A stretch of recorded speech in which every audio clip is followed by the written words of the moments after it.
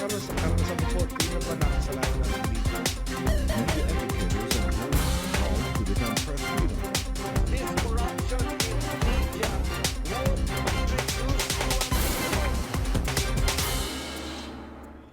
Good evening. You're watching News Cafe on the Solar News Channel. I'm Mitzi Borromeo. Tonight, we are joined by two award-winning filmmakers. He is a veteran filmmaker known for movies such as Saranggola, Mga Munting Tinig, and Markova, Comfort Gay. Gil Portes, welcome to News Cafe. And we also have with us one of the youngest directors in the industry, acclaimed for his movie Encuentro by numerous international film festivals, Pepe Diokno. Welcome to the show, Gil and Pepe. So good evening, gentlemen. Good evening. Now we have two generations of master filmmakers here. So we have a lot to learn from both of you. She's saying something. She's saying something. Of course, Gil, you've been a veteran in the field, and Pepe, you're the youngest, one of the youngest Cinemalaya directors, no? At the To have time, won. yeah. At the time, yes, you were 20. I was 21 when I joined. It was 2009, right? Yeah. So we'll be asking about your experiences throughout the night, but let me ask you about your roots, where you started. For you first, Gil, how did you get into directing? I mean, of course, you finished film, no? You finished with a degree in film, but did you always think or dream of being in this industry? I was a movie buff. Bata pa ako sa probinsya. I grew up in Quezon Province in a small town called Pagbilao, Quezon. 20 minutes away from Lucena City, and the nearest movie house was in Lucena. Every weekend, talagang nanonood ako ng sine. Pupunta ako sa Lucena, nagtitipid ako sa pocket money ko sa pang-araw-araw kong gastos para may pang-sine ako sa weekend. I was a movie fan. Actually, I was a member of the Nida Blanca fans club nung araw. It sounds corny, following but siya. you know, but it was exciting when nung dumating siya sa Lucena, talagang I was there. Hindi ko alam kung anong gusto ko sa movies. No, I enjoy watching films. And I wanted noon pa na magtrabaho sa pelikula, pero hindi ko alam kung anong gusto kong gawin. Artista. I never thought that someday I will be a director, but I was sure pwede akong sumulat. Because bata pa ako, nagsusulat-sulat na ako. And then, nag-high school ako sa Lucena, na pag Biyernes, kambyo ng sine, yung palit ng sine, nag-a-absent ako talaga. Para isa ako sa mga unang manonood ng sine. Especially if it's a Nida Blanca film. And then when I finally went to college, I studied in Manila. I went to the University of Santo Tomas journalism class. And laman ako ng live and Dalisay Theater. Yun lang ang naglalabas ng Tagalog films nung araw eh. At marami akong napanood na pelikula. And then, ang mga feature writing classes namin sa UST, nagbo-volunteer ako mag-interview ng mga artista sa LBN, sa Sampaguita, sa Premiere. No, it's a different world when I enter the studio. Yeah. You forget everything. So, this is what I really like to do. Yeah. Pero hindi ko alam kung ano gusto kong gawin. But I want to be there. Yun lang. Yeah. What about for you, Pepe? Well, you have quite a legacy to live up to because you have the namesake of your grandfather, Yeah, I do. Senator Jose Diokno, and your father's a lawyer. Did you Yeah. Did you have this pressure to get into the law? politics or No, well, law? actually, I was named after my lolo because I was born a few months after he died. But there was no pressure to get into law or politics. I think among us cousins, my generation, none of us got into law, I think. A lot of us are in arts. I have a cousin who's also a filmmaker, does documentaries. I have a cousin who paints, for example. So, weird. No, but my story isn't as interesting. I got It into is. You'll get there.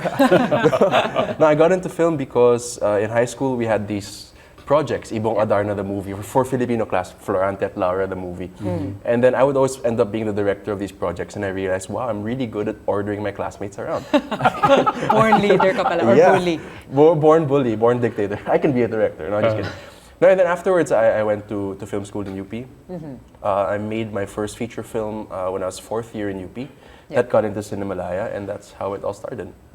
And you were still finishing your studies when Encuentro came out, right? You were Yes. kind of juggling the whole international film circuit. Yeah, juggling unsuccessfully. I didn't finish. Okay. Actually, So Hindi ko you, ba ba tapos?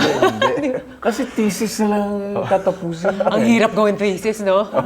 But see, for something like this, I mean, I don't know, at the time, no, during your time, Hill, there were very few directors, and you could really dedicate the time to the craft, and people were paid well for No, their work. ang nangyari sa akin after I graduated from college, wala namang tatanggap sa aking production house.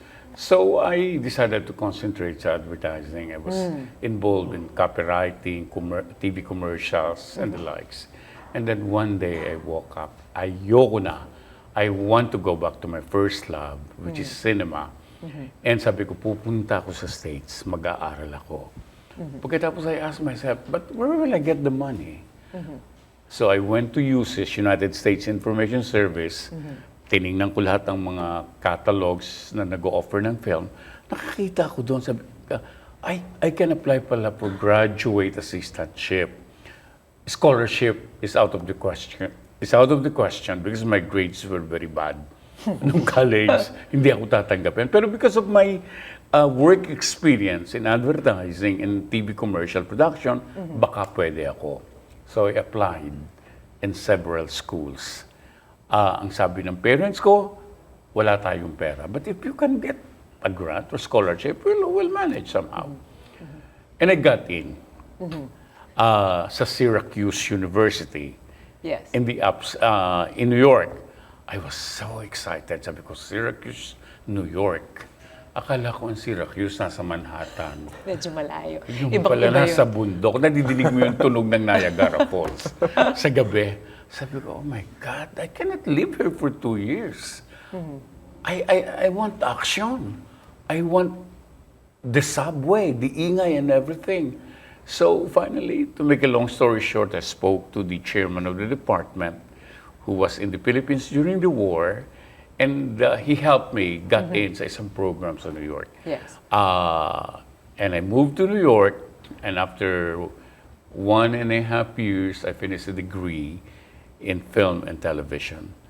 The next problem is walang tumanggap sa akin sa mga Asians. Because at that time, this was in the 70s, early 70s, ang discrimination malakas pa, sad to say. And communications job is limited to the WASP, no? So, hindi naman ako WASP. So anyway, but I have to work. I have to pay my bills. I have to pay my apartment.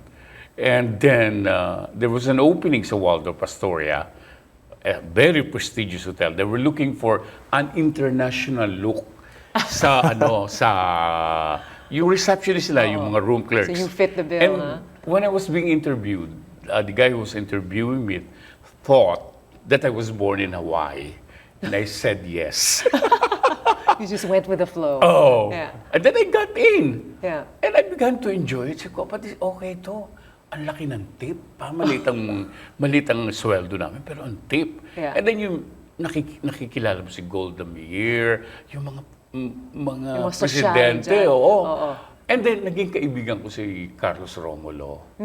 Kasi yan, every morning, pupuntahan niya ako sa desk. Hey, buy me this, the coffee. Inuutusan niya na ako, okay lang. Basta makalabas ako ng hotel.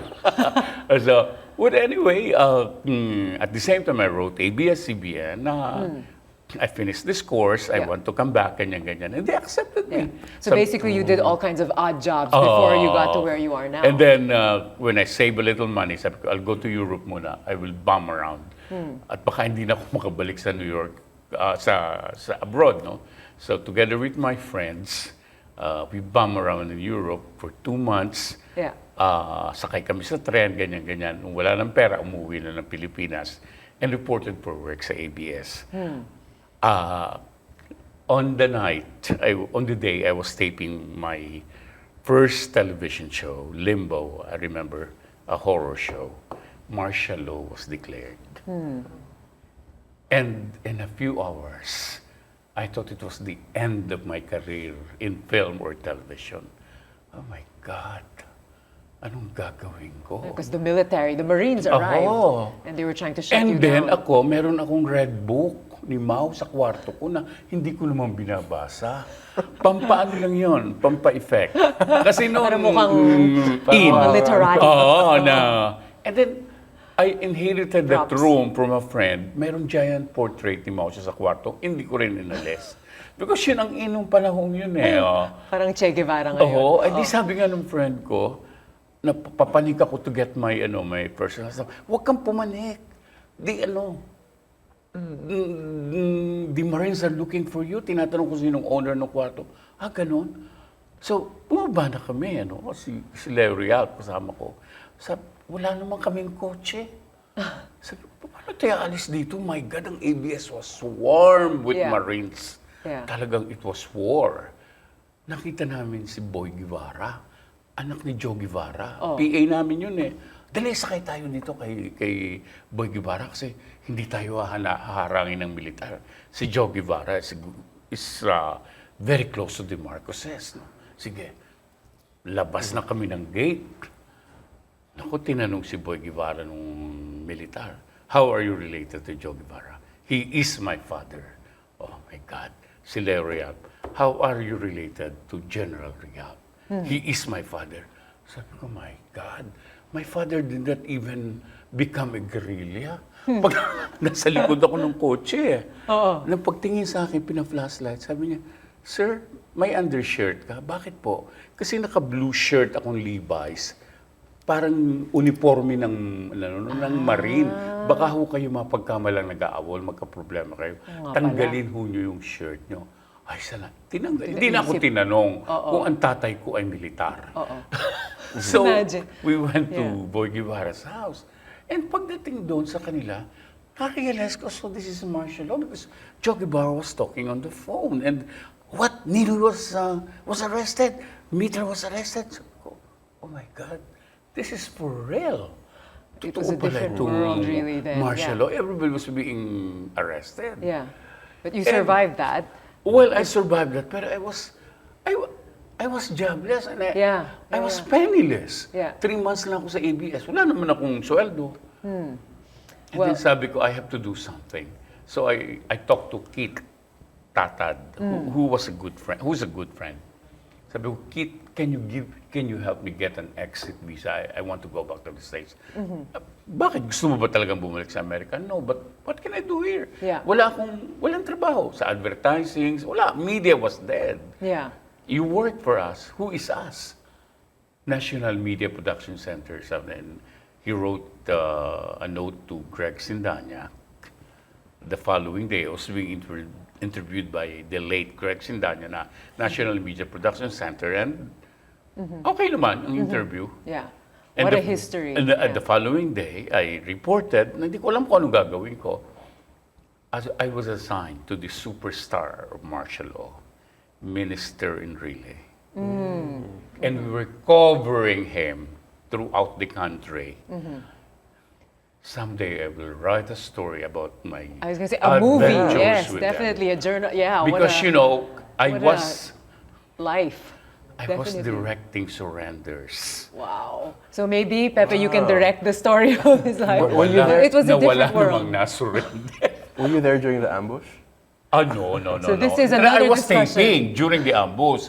Yun nga ang sinabi ko doon sa militar nung nag-grade sa amin sa ABS. Sabi niya, gaano ho ba?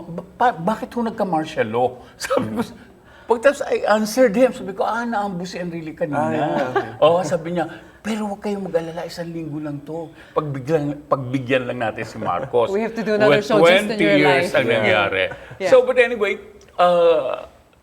I got so bored with my work because Yeah. Well, and we'll talk more about your work. I just want to ask Pepe now, sure, because it was a sure. different world.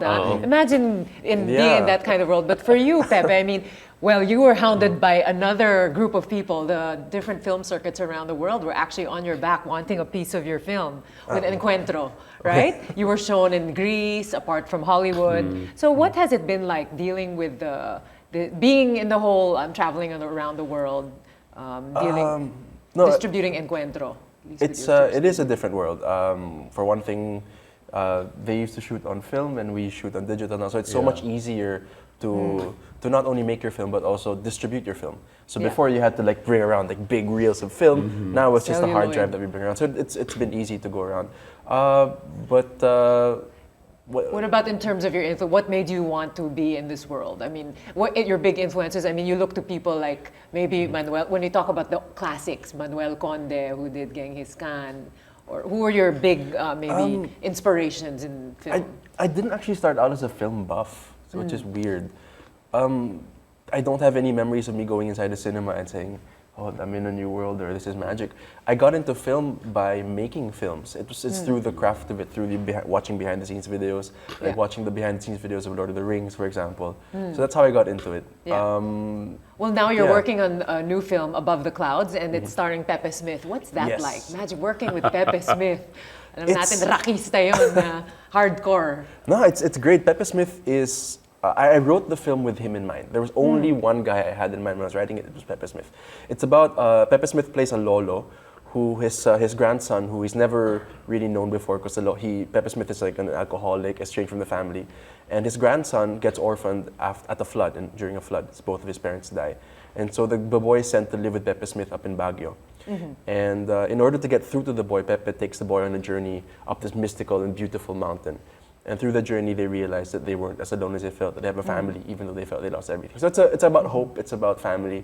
Yeah. And working with Pepe Smith Ganda. was just amazing. I saw the behind the scenes videos, which you have on your Facebook page. Yeah, Facebook, YouTube. He's perfect for it. He's perfect for it. Yeah. And the thing is, nobody wanted us to cast Pepe Smith when we were in pre-production. We would go to the studios and they say, "No, you will not cast Pepe Smith because yada yada yada. Mahirap katrabaho Mahirap niyan, katrabaho, oh." bigla na lang siya mawawala sa set. How can you rely on him, etc., etc." But we were shooting for a month up in Baguio, Sagada, Mount Pulag. He was Difficult. on time. Yeah. Every single day, 6 a.m., memorized his lines.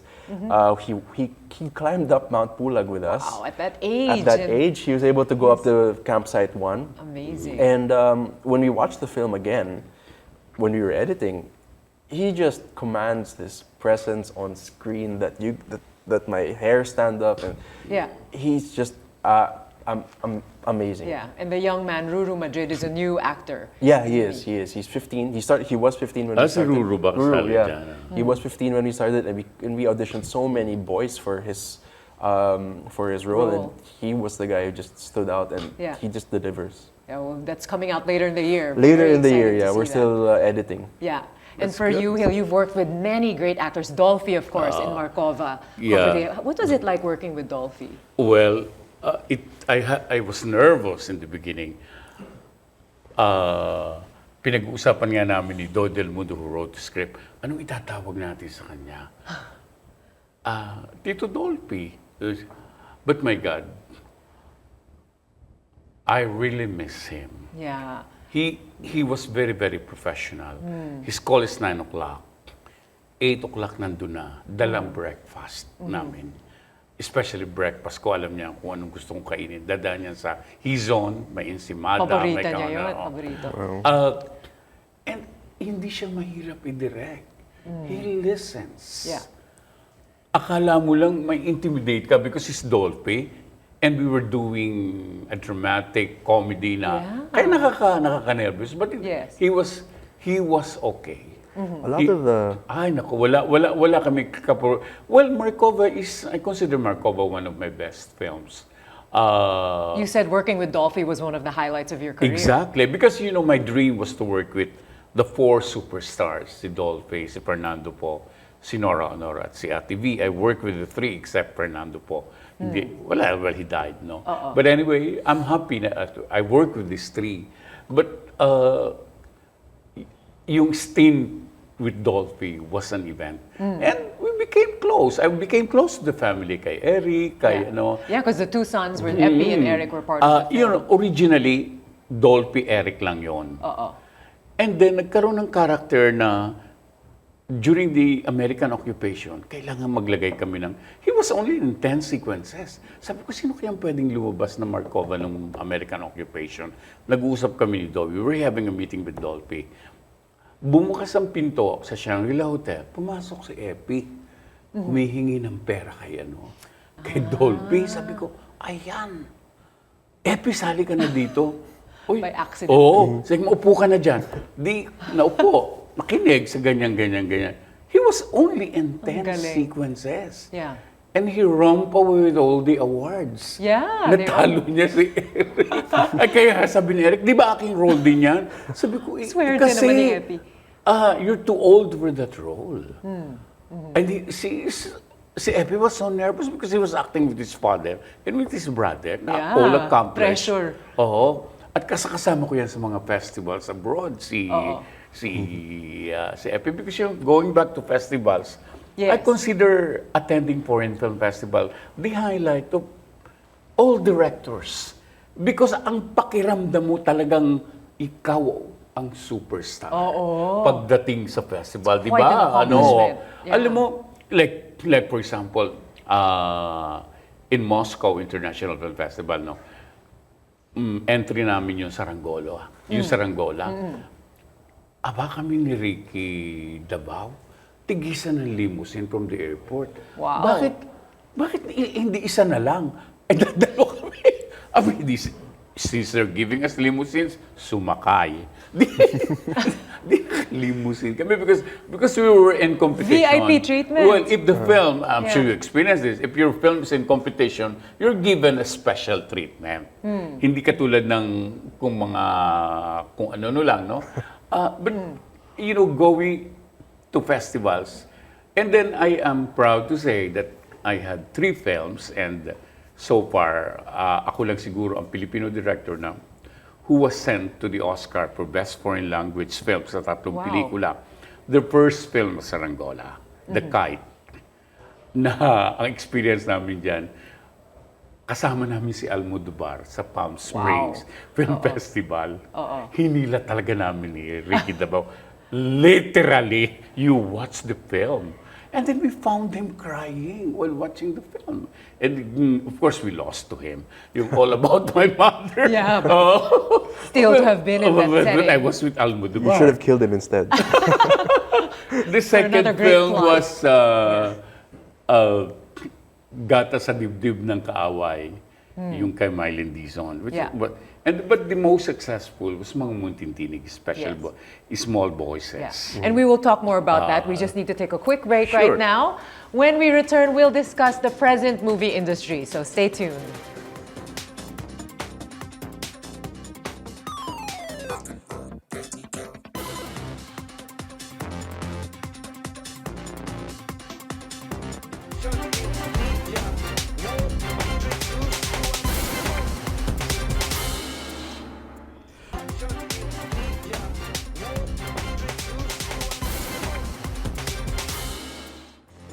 Welcome back to News Cafe on the Solar News Channel. We're talking to Gil Portes and Pepe Diokno.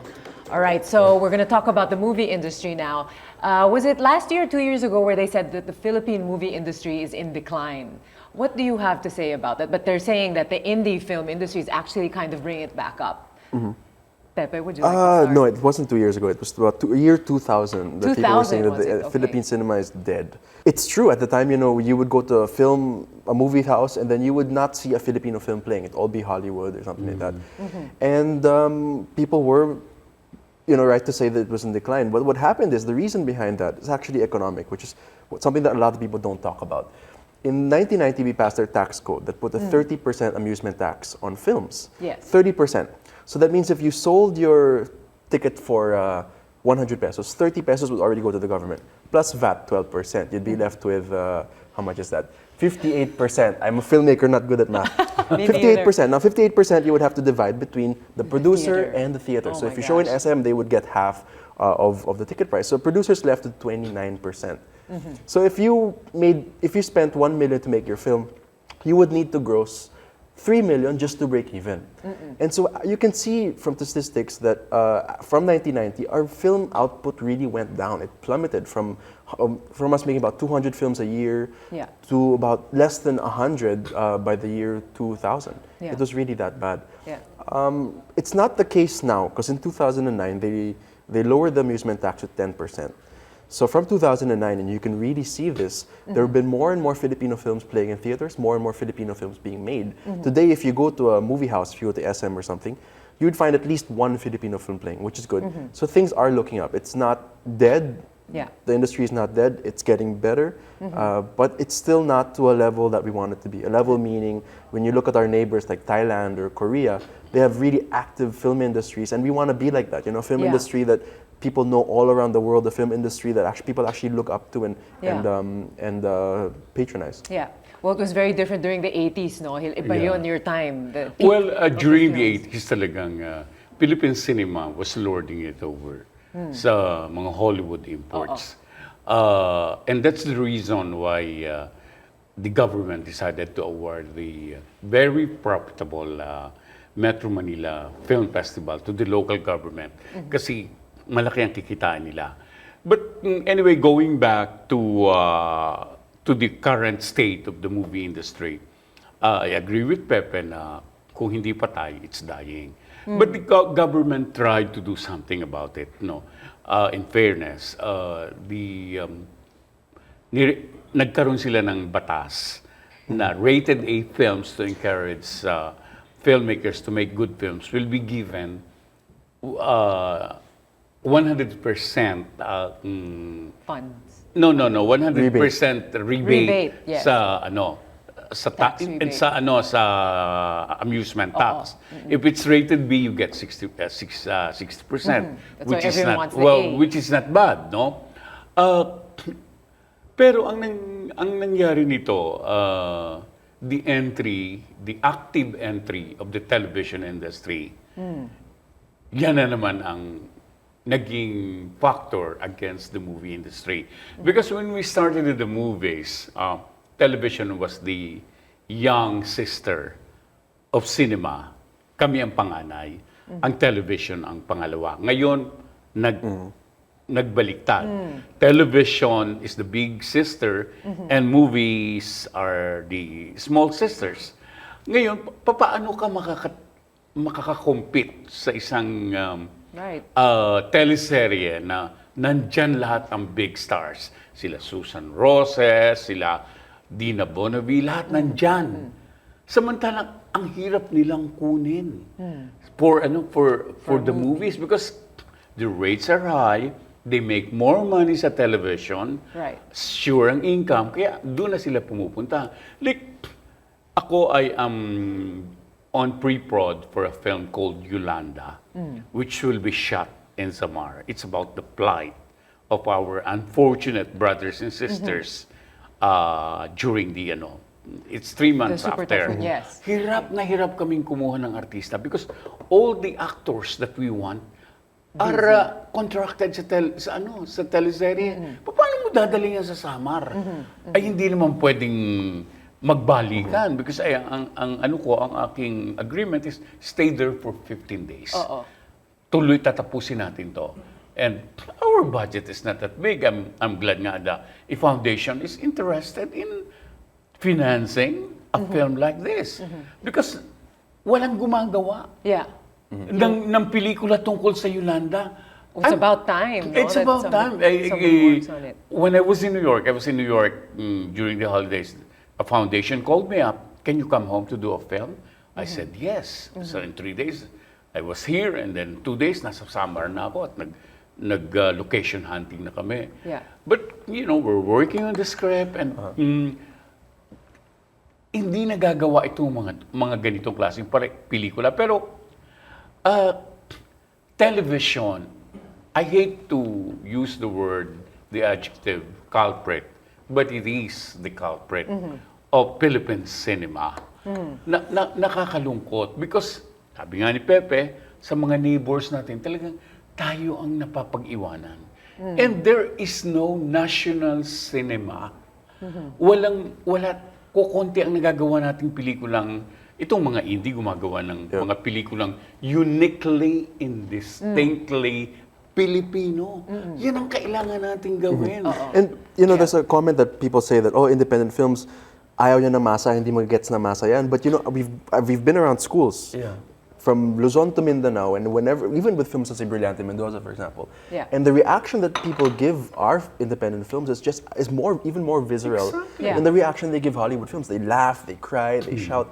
Gets nila. Yeah. So I agree, because how will they know it's good if it's not put out there? Yeah. Right? So the problem isn't that Filipinos don't like independent films or don't want to watch Filipino movies. The problem is really going back to it, economics. You know, Yes. independent films don't have the capability to advertise that, say, the big studios have. Exactly. And that's where we have a problem. So distribution is key. Distribution This is key. what Now, happens, just to give you an example of how our neighbors address distribution.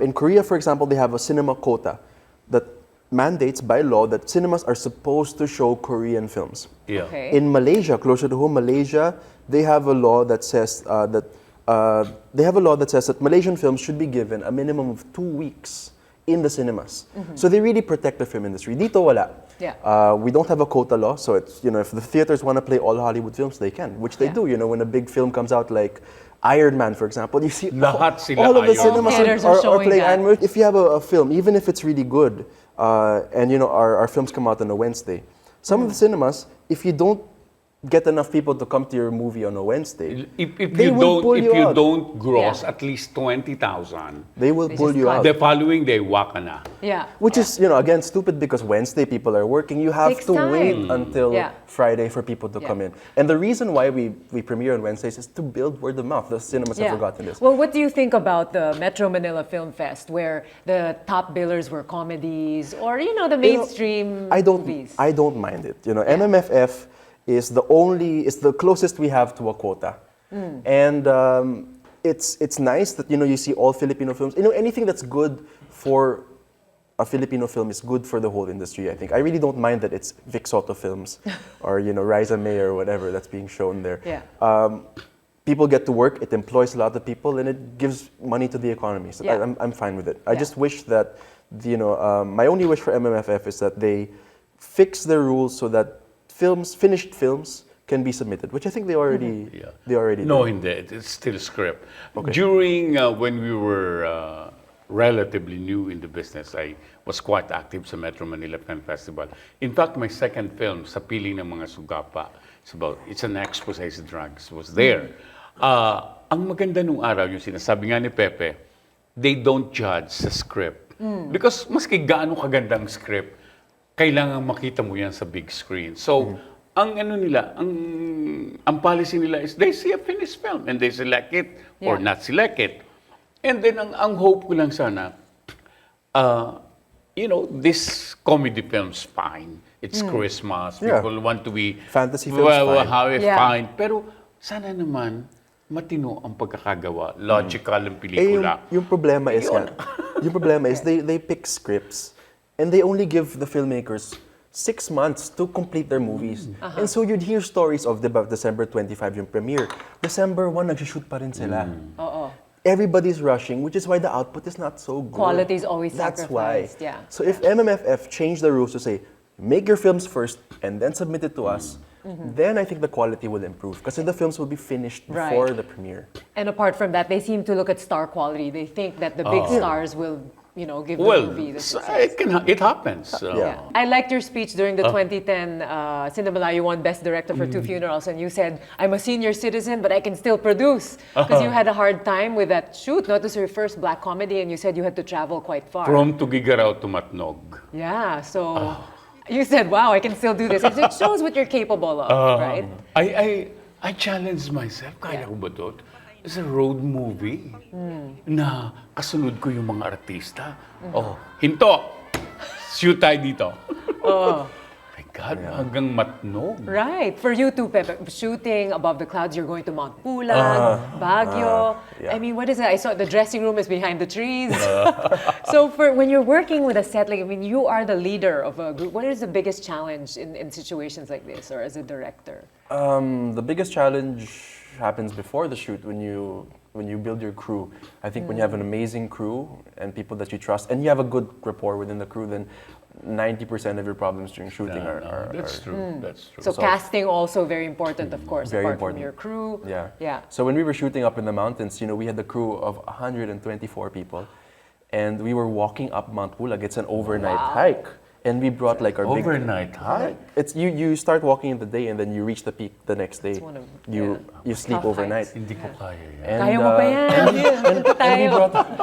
we brought our big Alexa camera, which is big. Bigat. And then we brought a crane up, you know, that big thing, Yeah. up the peak of the mountain. It was Just, Dami yung... but you know, when you have a great crew Yeah. who understands what you're doing, then Exactly. It's the passion. It's the You know, passion. they will cooperate. Iba yung Yeah. mga crew. Yeah. we have some of the best crew in the world, I think. Yeah. But I like this actor in your movie Liars. You mentioned how the 12-year-old, he said he didn't even finish school. So, nahirapan siya, hindi siya marunong magbasa. Naku, alam so mo pala yun, the script had to be dictated, but he Yeah. improvised. Kasi nagtataka kami, Amazing. yung by the way, aside lang, ang aking production staff, galing kay Pepe. Mga inirekomenda mong yun. At ang gagaling nila kasi hindi lang sila alam nila ang how. They can answer the why. Because it's Yeah. important that your innermost staff ay intelihente. Alam nila yung ginagawa nila. Hindi yung pag sinabi kong, dyan ang camera. They can improvise, they can make Yes. suggestions. And that's the difference. Yeah, right? I pick stuff based on whether they can debate with me or not. Oh, yeah, Ayoko yung exactly. Yes, lang, boys. You have to have an opinion. They have to have an opinion. And so when we talk about the film, it's always the whys. Why is he doing this? Motivations. And not just the whats. Of course, Pepe and I, nakaka-intimidate. Oo, Ay, naman. lalo na ako. When I open my big mouth, talagang, Matatakot lahat. But this is something, just in Filipinos in general, we're so scared to question. no, you know. but ang mga bata ngayon, yung staff. Oo. Because they went to college. Hindi naman school of hard knocks. And there's nothing wrong sa school of hard knocks. Kasi maraming magagaling na school of hard knocks. But itong mga batang ito are schooled in the arts. Yeah. All right. In the social sciences. Yes. We'll take another short break. News Cafe will return with final words from our guests.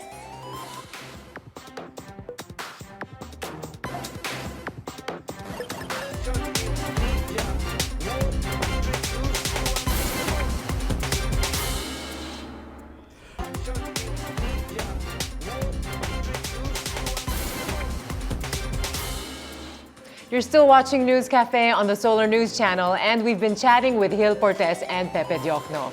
Not enough time with you both. It's sad this is our last segment together. But now I'd like to talk about film as a media artifact. Now, they say that media is a mediator of culture. What do you think film's role is in Filipino culture? Who wants to start? Pepe. Film is so powerful. That's why, you know, our neighbors really support it. When you watch a Korean film, for example, and you go around the Philippines, everybody knows Korean, you know, Korean movie stars, Korean language, Korean food, Korean fashion, because they watch these films. And you know, you talk to people, they want to go to Korea, they want to visit Korea, they want to fall in love in Korea, because they watch these films and TV shows and listen to their music. So that's how powerful film is in order to transmit a culture, in order to promote a culture. When you talk to Filipinos naman, they don't really cite, you know, Filipino things as their, you know, their mode of identity. They always want to, you know, move to New York. We don't really have a concept of who we are as a nation. You know, when you go to a beautiful place in the Philippines, a lot of Filipinos say, "Wow, parang wala tayo sa Pilipinas." okay. That's because we don't see ourselves that much in the big screen. That's true. because it's just really, really sad. And so I think it's important that we have films that show the Filipino identity. Films are a record of who we are as a people. You know, how we Yes. danced, how we sang, how we loved each other, and they're our main way of perpetuating. Because what we our watch identity. really influences how we think, how we see Yes. ourselves, right? Yes. Gil? No, as I said kanina, and then lagi ko itong sinasabi, film should be uniquely and distinctly Pinoy with universal message, or not message, but you know, Universal it can be themes. appreciated in a bigger market. For example, no, I'll use myself as an Yes. example. No, I was fortunate to be, that my 3 films were submitted to the Oscar as a consideration for Best Foreign Language Film. The first film that was submitted is Sarangola, The Kite. It's a true story of a boy who was flying a kite. And dinidisturbo niya yung pulis. Ang ginawa ng pulis, pinapahinto ang pagpapafly ng Sarangola, nabaril niya accidentally and the boy died. So, it is quite negative. But this is a true story that happened to us, yung violence ng pulis. Ito ang This is reality. this is reality. And then my second film that was submitted, yung Gata sa Dibdib ng Kaaway, ang inspiration nito in St. Petersburg in Hermitage Museum, I saw a painting by Artemiso, Italian painter yan, na yung pinapadede ng babae yung kanyang asawa who was on his way to the guillotine. Kasi ang binibigay ng mga soldiers, suka. So hindi niya mainom. Ang ginawa ng babae, nilabas ang breast at pinadede. Sabi ko, oh my God, this is a very powerful image. Sabi ko kay Ricky, diba, who was with me, give me 4 hours. I can think of a storyline. Sabi ni Ricky, casting ako dyan, ha?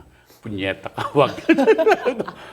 For 4 hours, lakad na lakad ako sa Hermitage. Pinag-iisipan ko yung image na nakita ko. And before the 4-hour deadline, may naisip akong story. Kwento ko kay Ricky. Sabi niya, sino mag-finance niyan? Si Jesse Ejercito. So pag uwi ko dito the following day, pinunta ko na Jesse. Kwento ko yung nakita ko, yung gusto kong gawin. Sabi niya, sige, let's do it. But I want to work with the real Japanese. Ayoko ng peking Hapon. So we searched all over and we found this guy, si Kenji Mutoki, who played the role. It's a story of a nursing mother ng anak ng Hapon. Imagine the circumstances. During the war. There was no milk in the town because the war was ending. And, nagustuhan ng committee and they sent it to the Oscar and get good reviews. And then, of course, my last movie that was sent, hopefully it will not be the last, but yung mga muntintinig, Small Voices. It's about a teacher. It's a very simple film who inspired her ward not to lose hope and to dream again. Kasi ang sinasabi niya, pag huminto ka ng pangangarap, wala nang mangyari sa buhay mo. So, start dreaming again. And we will start this by joining a contest, a singing contest in the town. So, they sang a song, mga tinig ng mga bata, mga munting tinig. It's about these children making a plea for a better world. This is what I love about your films. There's really this poignant, deep message. And these are simple. That inspires but people. the simplicities, but it is complex. It's simple but complex. So where do you Yan find ang your kailangan material? gawin. Where do I get my materials? From real all around, life. right? Mostly from real They're life. inspired by real people, your Kaya nga characters. ngayon, galing lang ako sa summer, from Tacloban to Gian. Inikot ko yan. And the stories, makakabuo ka ng 20 pelikulas sa kwento nitong mga na-dislocate ng mga Yolanda victims. Kaya I'm excited to do this film. I'm excited to do this film because nobody's doing this.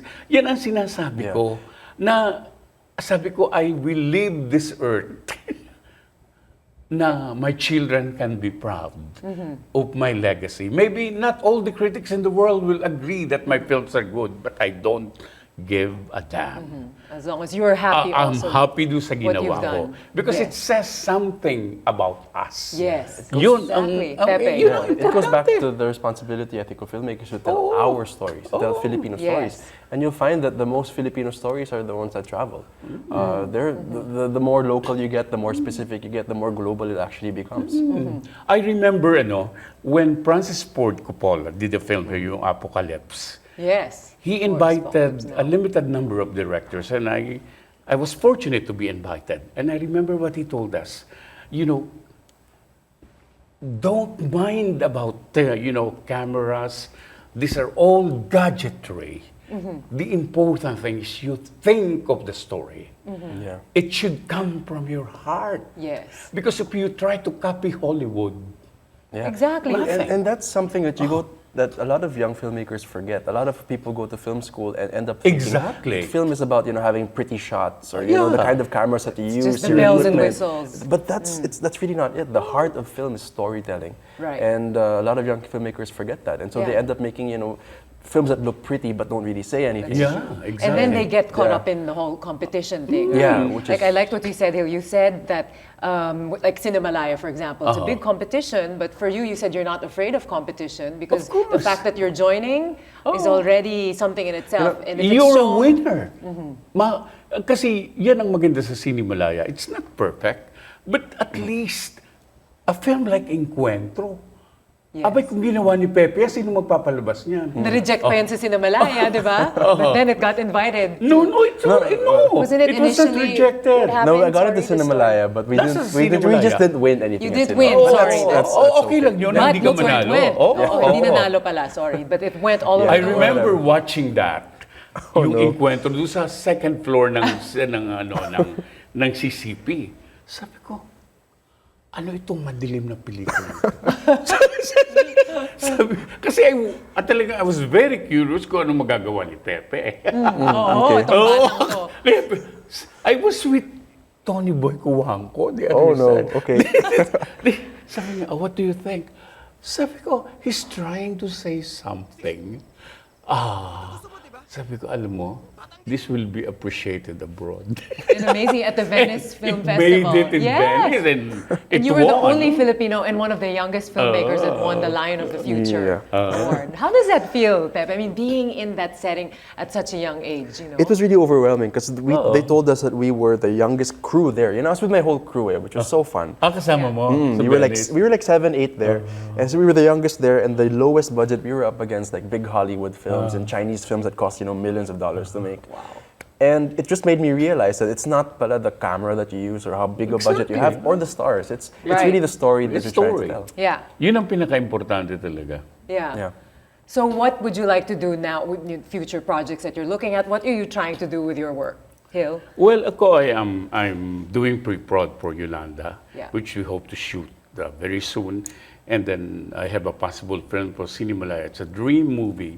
5 years ago pa namin sinulat ang script. It will be shot in Valeri. It's called Moonlight over Valeri. It's a love story ng 3 generations.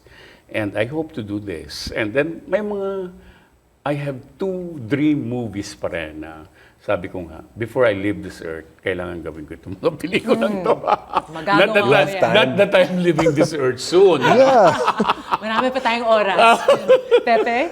Well, I'm still doing post-production on Above the Clouds. It's a co-production between the Philippines and France. Yes. And so we're doing some of the post-production in Paris. And that will be shown. No, we have to. Ikaw rin, dami No, mong we have to shoot because we got the grant from the French government. Yeah, So we I have to know. spend money there.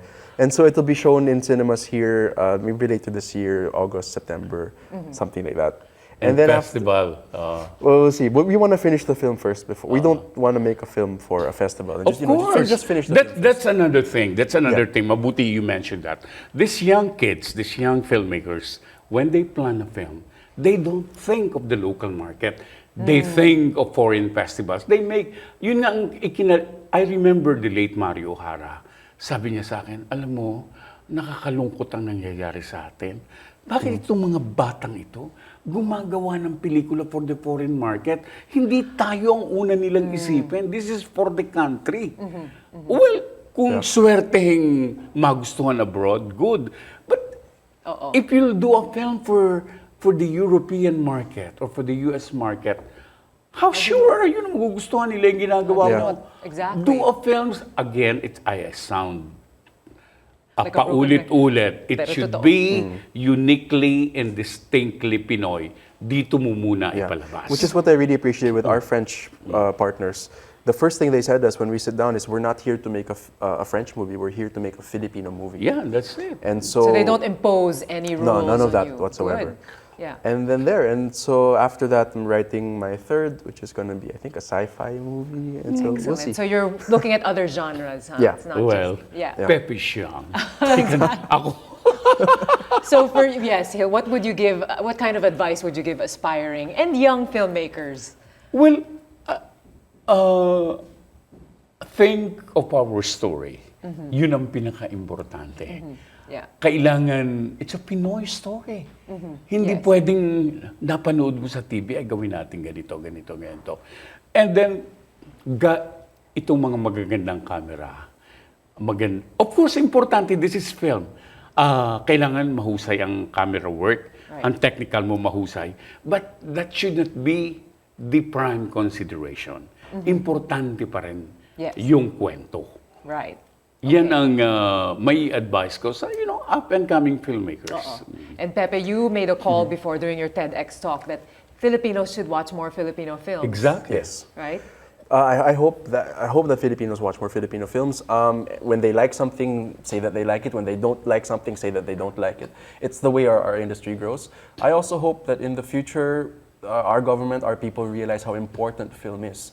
I want maybe 5-10 years from now, the Koreans to be watching our films and saying, I want to Yes. visit the Philippines. Yes. I want to learn how to speak Filipino. I want to dress like a Filipino and buy I think they're Filipino doing that products." already. I More hope of that. so. They're already But more coming of here. that. Yeah, more of that. Yes, and I so, totally agree. I think with the path that we're on now is good. We're moving slowly, progressing slowly, and things are looking up. But we really need more people to go to the cinemas Yes. and watch our movies. Well, we'll have to leave it there. And then another thing na which I want Okay, to add. final words. Sana ang mga television natin, ang mga television network natin will start producing films na, ulitin ko ulit, that uniquely and distinctly Pinoy, hindi yung may napanood silang US model, yun ang gagawin nila. Kasi, tingnan mo ang Korea, yung mga ginagawa nilang mga teleserye, talagang marami kang matututuhan about Korea. Tayo, All right. Well, you heard it from the masters. I'm afraid that's all the time we have. Thank you very much for Oh, thank sharing your you. evening with us tonight. Thank you for inviting us. Again, I'd like to thank my guests, I'd like to thank my guests, Gil Portes and Pepe Diokno, for being with us tonight. So if you have any comments on the show, please tweet or post them on our Twitter and Facebook pages. Join us again next Thursday for another interesting conversation. I'm Mitzi Borromeo. Good night.